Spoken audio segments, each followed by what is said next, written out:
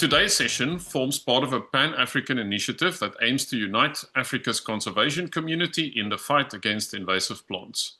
Supported by the JRS Biodiversity Foundation and led by Leadership for Conservation in Africa's Share Screen Africa program, together with institutions such as the Center for Invasive Biology at University of Stellenbosch, Center for Biological Control at Rhodes University, South Africa National Parks, and Ezemvele KZN Wildlife, we will share expertise, build skills, and turn biodiversity data into actionable steps to control invasive plants in your ecosystem. Today we are going to be talking about two of the major, if not the biggest blind spots in all of conservation. Students, if you master these skills, you will be noticed. The first blind spot is invasive alien plants, or IAPs. Imagine a monster with thousands of offspring, the ability to hitchhike far beyond its natural home, and an enormous appetite for space, water, sunlight, and resources. Given enough time, it can eat up entire landscapes. That's an invasive alien plant. The second blind spot is planning. The overwhelming cause of plans failing is not planning. Students, you cannot be a leader or a manager without learning planning skills. Nobody is born with it, but anybody can learn it and master it. If you do, it will be a game changer in your career. This is why we bring you leading experts this afternoon in this subject. Navashni Govender will help us understand the link between strategy and planning. Nicholas Cole will show us how international and national commitments translate to action on the ground. Walde Becker is the person all the TUT students are training to become, a conservation manager, or what we used to call a game ranger. He will show us how to plan and execute in a reserve in a very practical way. Zanele will introduce us through the critical process, will walk us through the critical process of monitoring for invasive plants, both those that you are controlling and those who are trying to penetrate your ecosystem while you are not watching. Derek will end the afternoon by taking us back to where we started, showing us how all of these principles fit into a well-orchestrated management plan. With all of that said and done, let's hand over to Navashni.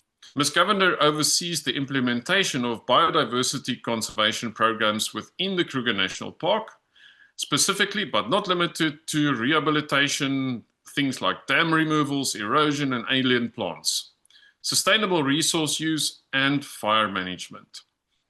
She is a senior conservation manager in the Kruger National Park with South African National Parks. Navashni, it is so good to have you with us. And please kick off the program for us this afternoon. Thank you very much for the introduction, and welcome to all the students and whoever else is participating on this event. So my task was to talk about conservation management plans, and it actually is the power for protected areas. And as I am the senior manager for conservation in the Kruger National Park, I will draw a lot of reference from SANParks management plans, and specifically the Kruger National Park as an example. So some of the guiding principles for management plans, and in SANParks, we know that our core business is biodiversity conservation. But within SANParks, although we focus on biodiversity conservation, and that's the product we are actually marketing, our management and the management plans that we develop have to be socially acceptable, meaning that there has to be stakeholder engagement. Our plans are commented on both nationally and internationally, as well as whatever management interventions that we put in place, it has to be socially acceptable. So there are management principles and actions that we would like to implement, but if society deems it not feasible, there will be objections, and we will have to motivate thereafter. Then our management of conservation areas have to be economically viable. These days, colleagues, conservation needs to pay for itself.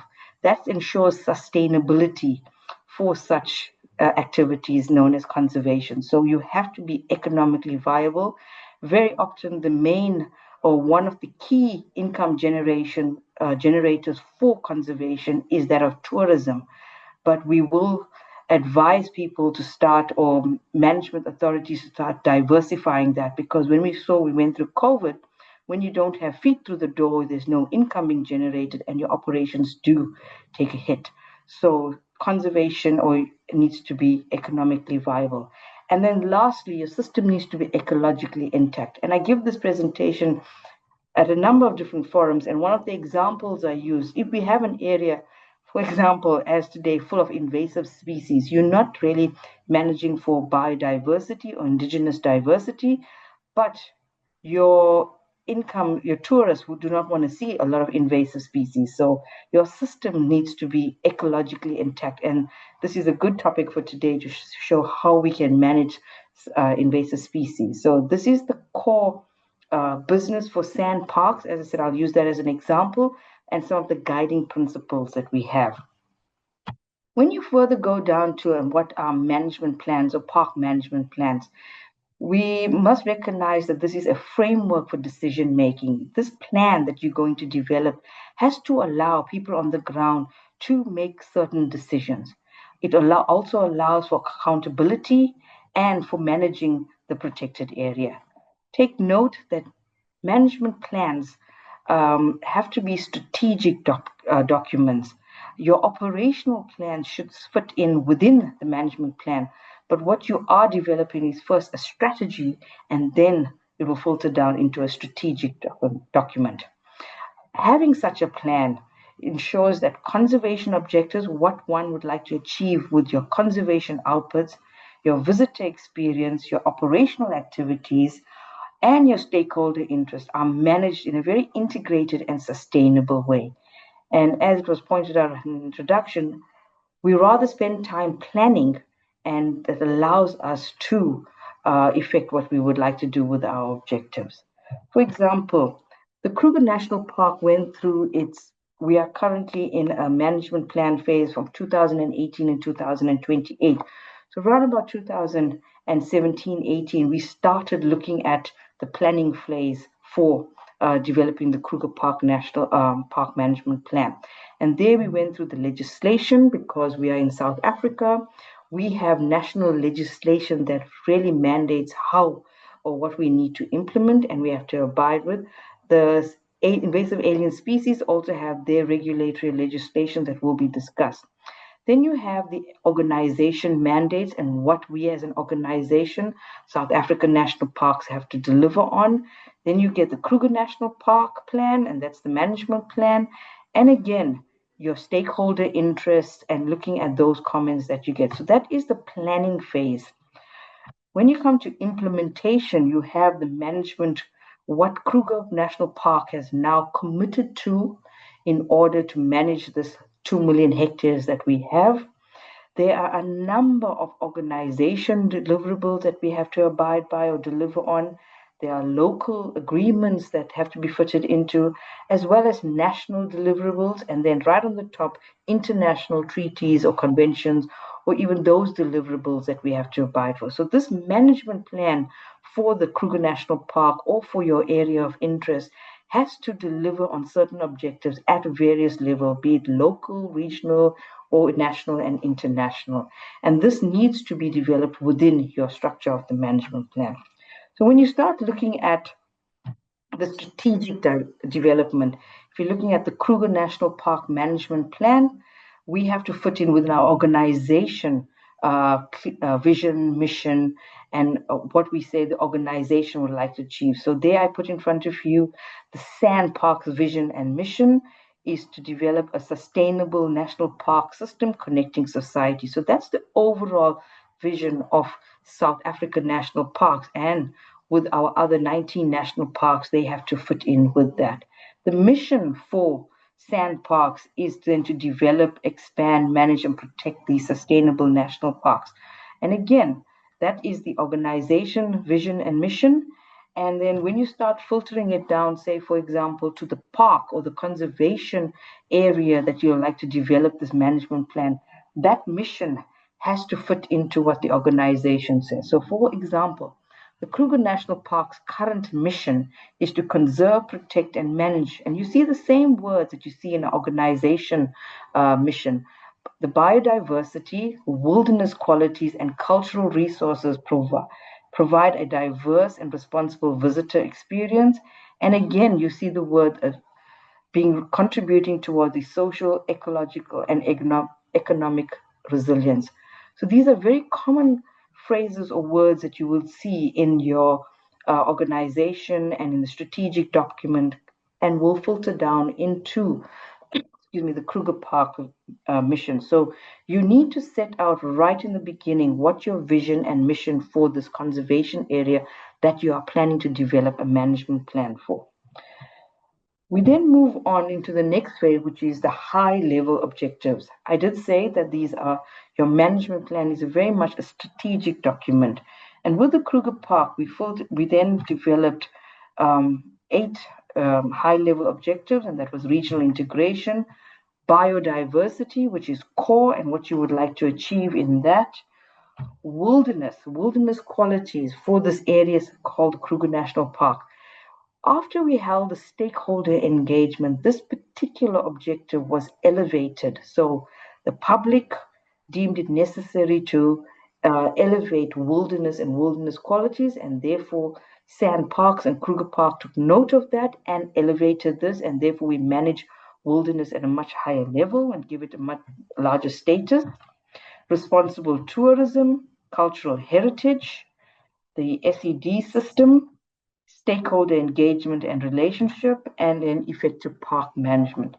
So these are what we would say the high level objectives for the park management plan that we are now implementing in the Kruger National Park. Again, I would like to iterate, it is a very strategic document. But you have all these strategies and these high level objectives, and ultimately you need to implement. And this is where the operational side of park management plans come into play, where you will develop action plans or annual plans, or what we have termed lower level implementation plans for sand parks. And you can see in each of those, for the Kruger National Park, for each of those high level objectives, they are then further broken down into lower level plans or operational plans that then will be developed into actions and implementation criteria. And as you would see under biodiversity 2.6, we have the invasive alien species plans that we have, and therefore the following colleagues will then get into much detail into what the operations is for invasive alien species in sand parks and the Kruger National Park. So take-home message from this is that lower level plans are actually the details of the operations that you would like to implement in your management plan. Then your management plan needs to support sustainable tourism. Another important take-home message that I would like to say that we are developing park management plans. And when you are developing park management plans, it's not just a conservation management plan. Conservation will be part of it, but there are other departments that also need to play a role in your park management plans. One of the departments is that of tourism, where we're trying to balance visitor expectations and conservation objectives. We identify appropriate tourism infrastructure, and ultimately, whatever activities, because you are in a conservation area, a protected area, a reserve, you have to balance, and whatever activities you do have to have minimized the environmental impact. And one of the important ways to do that is then to have what we call a zonation map in your management plan. This zonation map identifies areas of different zonation criteria, such as high activity zones, low activity zones, primitive wilderness, and then remote areas. Each of these zones will be given different criteria of development and activities. And this is an attempt to balance the conservation aspect with that of tourism. So a zonation map within your park management plan is very, very important. I told right at the beginning, the park management plan is there to be a framework to allow managers to make informed decisions. And therefore, in Kruger, we subscribe to what we call strategic adaptive management. We recognize that we as managers are implementing actions in the face of uncertainty, meaning that always science does not always deliver or have the answer. We are learning by doing. We are implementing an action or a management intervention with an objective, and therefore we need to monitor that and allow to see whether we are achieving our objective. And that entire philosophy is known as strategic adaptive management. That is the philosophy for sand parks and a lot of our other parks as well. Number 4 is that of stakeholder participation. Remember, your management plan needs to be, as I said, socially acceptable. You need to engage as a public entity. You would need to engage with your neighbors, with the people of interest, be it local, regional, national. For Kruger National Park, we get comments as far as international comments as well, because our management plan is on the web. I put this slide to show you just some data from the previous stakeholder engagement that we've had. We had 54 public meetings. We had responses and inputs and comments from about 501 individuals. It actually cost sand parks for the stakeholder engagement, just the stakeholder engagement, 3.6 million rands. And this is quite a large sum of money. But because it's a 10-year plan, you need to ensure that you reach as many people as possible and get the input and comments and answer those responses to those individuals. And you can see we range them from the graph, the number of individuals, a lot along our neighboring communities on our western border. And then we also engage with people and the public as far as in our metros, Cape Town, Pretoria, those metros that we had there, that we had feedback from. So stakeholder engagement is really quite an important step in developing a successful park management plan. Number 5 is that of benefits. Remember, we are now a park management plan. We need to show benefits to the public, to our neighbors, to our communities. And for example, the Kruger National Park has to demonstrate what are the benefits that is flowing from Kruger National Park to our surrounding areas. And these ranges from actually coming for game drives, environmental and education benefits, the projects that we have in and around the Kruger National Park. But you have to demonstrate these benefits. I would like to just to show that with regards to Kruger and our contribution to the local economy, these are some of the figures that we have, and engaging with the previous management plan. And this is how we demonstrate the type of impact or the benefits for Kruger National Park, and it will be reflected in our management plan. Number 6 is that legal compliance. Right on the top, I said that we are legislated and there's various pieces of legislation that we have to abide by. So you have to ensure that you are legally compliant. And this will have to go from a range of different policies, be it international, local, or the national policies that you have to engage with. Your management plan will provide this framework that allows you to comply with these various legislative pieces.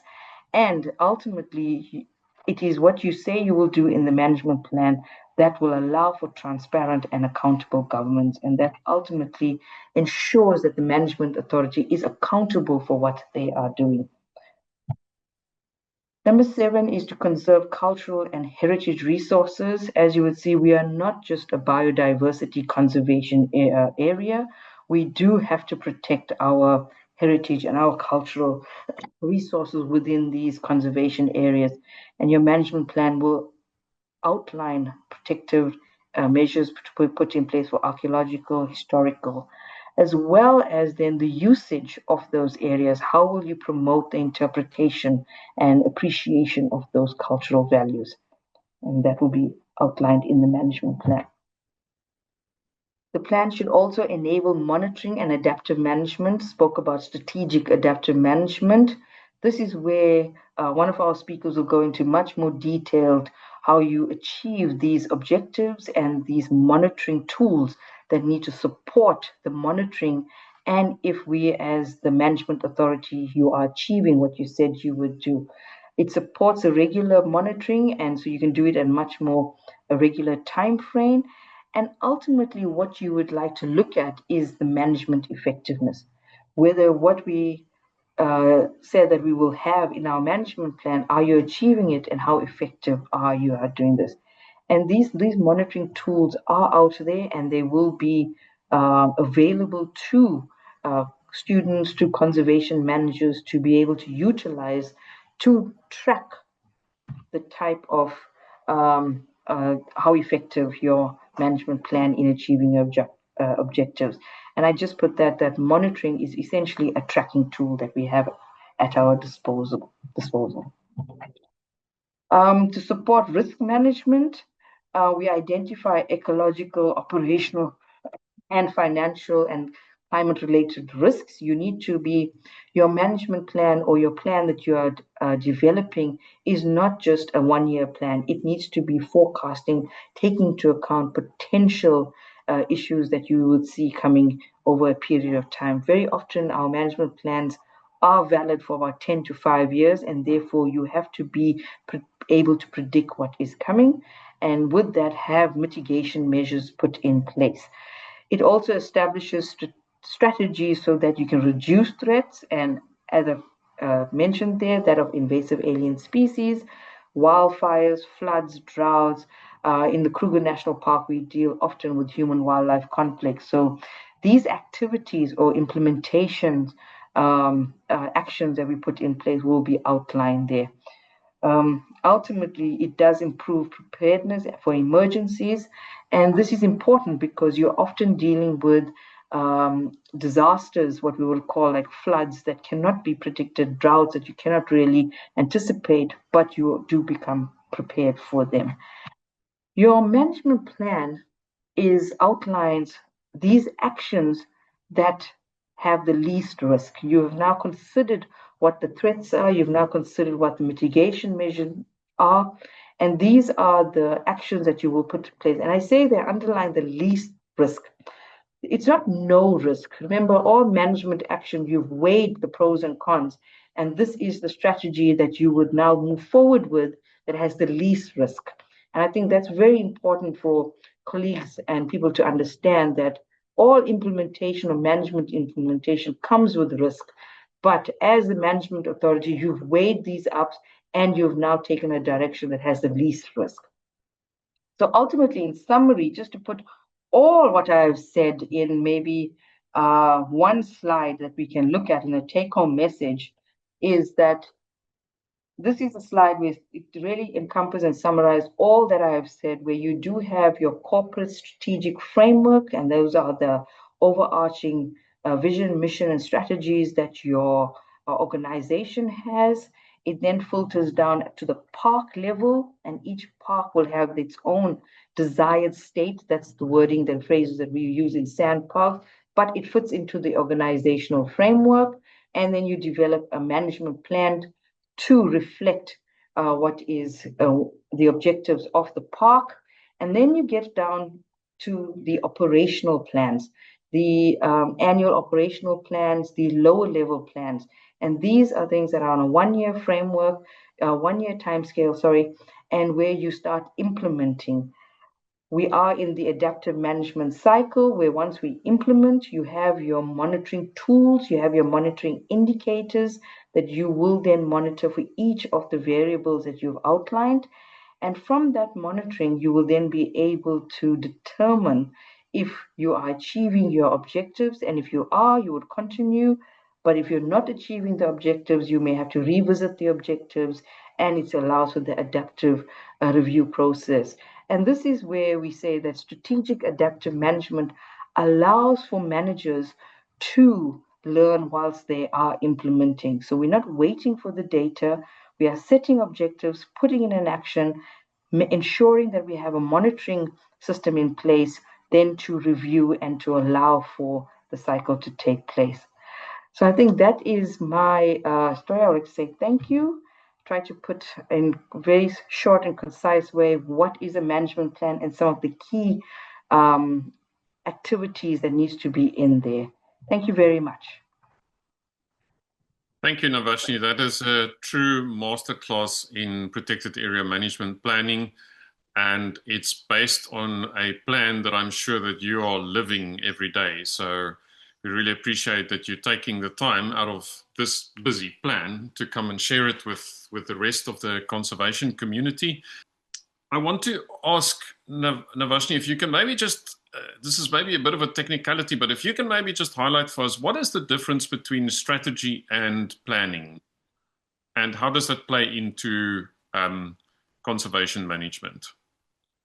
Okay, so a strategy is actually, it is a vision that you would like to have. It's a way forward. This is what you would like to see yourself. You have a strategy, you have a desired state that you would like to aim for, and this is what you would like to achieve.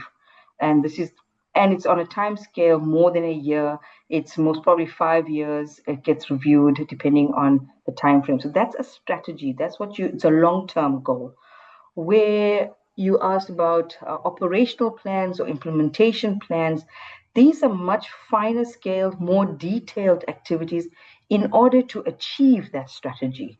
So these are the implementation and the actions and what people we would like to place on the ground in order to achieve that strategy that we've outlined right at the beginning. So I would say that one's a longer term, one's a shorter term, one is more detailed, one is more overarching. That for me is the key difference between a strategy and an operational plan. Thank you, Navashni. I would like to just ask a follow-up question, Navashni, on the point that you made about adaptive learning. And you mentioned that you are learning while you are doing. Can you maybe just practically talk us through how does that work? What are the tools that you are using to learn while you are actually doing? Because we're living in a very fast changing environment these days. Okay, so learning while doing, sometimes when we put that on, people say, but don't you know what you're doing? So well, what you need to understand is that when managing for conservation and in this environment, there are many outcomes, there are many variables. You do something, you're not sure which direction because you are in an environment that you have no control. You don't know, you may be aware that you're in an El Nino cycle, but you don't know how the environment is going to react. So you do certainly, and one of the familiar example that I will talk about is fire. So we know X amount of rainfall will predict so much to burn in an area. But that is the philosophy, that is the equation that we use. But this year you don't get enough rainfall. That means you're not going to have enough to burn next year, or your burning is a lot less. That's something you cannot predict. You have to learn, you have to adapt as you are going around, as you're going along and managing. So learning by doing strategic adaptive management, depending on the scale, it's an experiment. But what is key is that you are managing with the best available information that you have at hand. And next, once you implement an action, you then have to monitor to see whether you are achieving what you said you're going to achieve, and that is a learning process, or you are not achieving that, and then you will do something else. So that is the learning by doing, being strategic, being adaptive to what. So you don't develop a policy or a management plan and say, this is what we're going to do for 10 years. And I must say, Kruger National Park, specifically with fire, came from that, where we said we're going to do this for 10 years. And we said we're going to burn 3 times a year or every 3 years, things like that. So we came from that philosophy of having just a very once-off, objective. But we've now realized and come to understand that managing a conservation area at the scale of Kruger National Park for fire is not very good to do it in that way. So that's why the philosophy for Sandpark is strategic adaptive management. And you apply it to all frameworks, be it conservation, be it technical services, everything. You will then apply that philosophy. And yeah, thank you. Navashni, thank you so much for your presentation. It was great.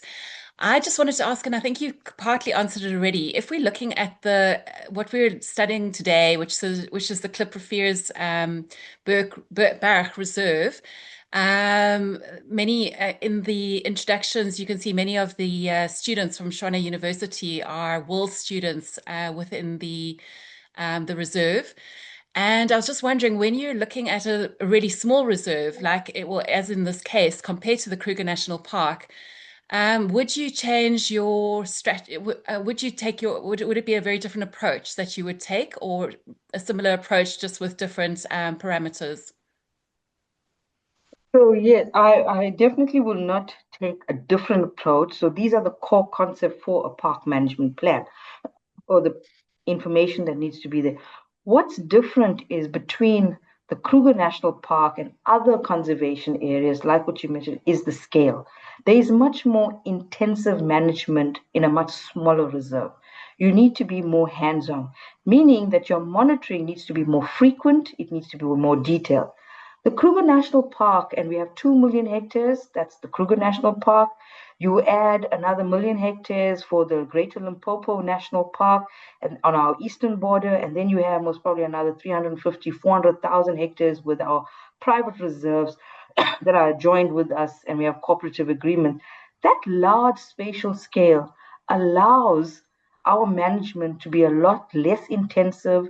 It allows ecological processes to be natural, to so and say. It gives us the time and the freedom and the space to let ecological processes take our place naturally. We won't intervene if there is no need, if there's no harm to wildlife or to infrastructure. So we let the natural ecological processes takes place, and that is what space allows you to the scale of your reserve that you're managing. The smaller reserves, same principles, but much more hands-on. Things happen more quickly. Frequency, intensity of things happens much higher. So you need to be aware of that and then allow for your monitoring to pick up these quick changes so that you can react. So it's no use having on a much smaller scale reserve, 10,000 hectares, you mapping things or you picking up fires once in 10 years, once a year or something. You're going to be actually mapping fires at a much more frequently and say smaller scale. So that's the only difference, is that larger reserves, you're much more hands off. Smaller reserves, you need to be much more hands on, more on the pulse of everything, I would say, trying to pick up the quick changes. That's the only difference. Thanks. Thanks, Navashni. That's Navashni. Thank you. That's an answer that is really steeped in experience. Okay, 2 questions coming in the chat. One is from Stanley. How important are the local communities in the management of the park? And how do you ensure they directly benefit from the resources of the Kruger National Park? Our local communities are our bread and butter. Actually, these are the communities that are affected by what we do in the Kruger National Park. For example, I spoke about human-wildlife conflict. The water that comes in from outside, into the Kruger Park. So these are the direct people that are impacted by what we are doing in the Kruger National Park. How do they have a say? Absolutely. I showed that we do various stakeholder engagement. We deal at various levels, right from people on the ground to traditional authorities to the local municipalities.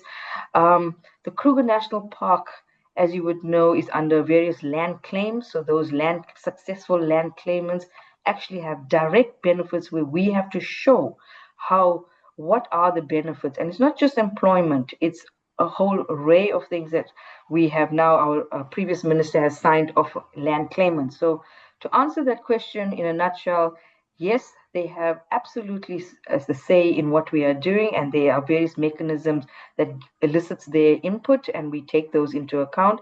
These are the communities that are impacted by us, and we have to be aware of that. So yes, they are impacted, and we do take into them account their input. Thank you. Thanks, Navashni. A question from Ishmael, who is really our champion of good questions from TUT. In regards to the strategic plan of the Kruger National Park, how do management plans balance long-term conservation goals with short-term socio-economic pressures? And I guess it's related to the previous question, but I guess in the organization, you could also feel short-term economic pressure, not just with the communities from the outside. Yeah, so how do we balance those two? So we do have a long-term strategic objectives, and these are things that we would like to achieve in 2 years, 5 years, 10 years time. We have to have a period of time that you're managing, because remember, ecological processes, there's a lag time between seeing the effects of what you are implementing. So it's no use having a management plan, a strategic management plan that's too short. You're just going to be changing things and not being able to understand or to see what's happening in the environment. Then it is your short-term operational plans that needs to be implemented. Uh, Colleagues, these things are not set in concrete. We could not predict, for example, the 2000 floods. That has, and again, I will use examples of the Kruger National Park, the 2000 floods and the impact that it's had. We now had, and I'm looking at major events. The credit crunch of 2008, that had an influence. No tourists coming. COVID, that had an influence. So you may have these strategic goals or deliverables, but you have to manage within an environment where you can adapt them, you can change them. So you have these visions strategically, what you would like to achieve, but they are influenced by what is happening on a daily, monthly, annual basis. And then they do change. But if you don't set a target, you're not going to be able to steer towards something. Eventually, you find that target may be inappropriate, and that's when you change. But if you don't ultimately initially set a desired state or set a strategic objective, then you cannot have operational plans to move towards that. Thank you. Thank you, Navashni. I'm going to take a last question for you and maybe just focus this question at the strategic level. How do you deal with human-wildlife conflict? And I would like to also invite Francisca to a separate series of talks that we are currently facilitating on Monday evenings, where we are focusing on the topic of human-wildlife conflict.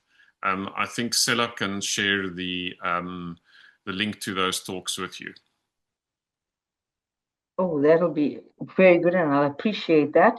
In terms of a strategic level, human-wildlife conflict is dealt with trying to address reducing that human-wildlife conflict. So we would like to reduce those impacts that we are seeing, either putting in measures and mechanisms to reduce those impacts. But we have to look at where the human wildlife conflict is taking place and why. And so we have human wildlife conflict within the Kruger National Park. And you think, okay, this is the Kruger Park. Why are we having human wildlife conflict? But we see that happening with our tourism, the problem animals that we see. Human wildlife conflict outside the park with more damage causing animals. And that means engaging with the communities and preventing our animals from leaving the park. It is also a two-way street, animals coming into the park. We're dealing with a lot of cattle coming into the park. So these are the conflicts. So it's not just a one-way street. So ultimately, from a strategic level, it is you want to reduce that particular driver in the system. And then you implement and put in mechanisms to achieve that. Navashni, thank you so much for your time. We really appreciate it. Fantastic opportunity to learn from you.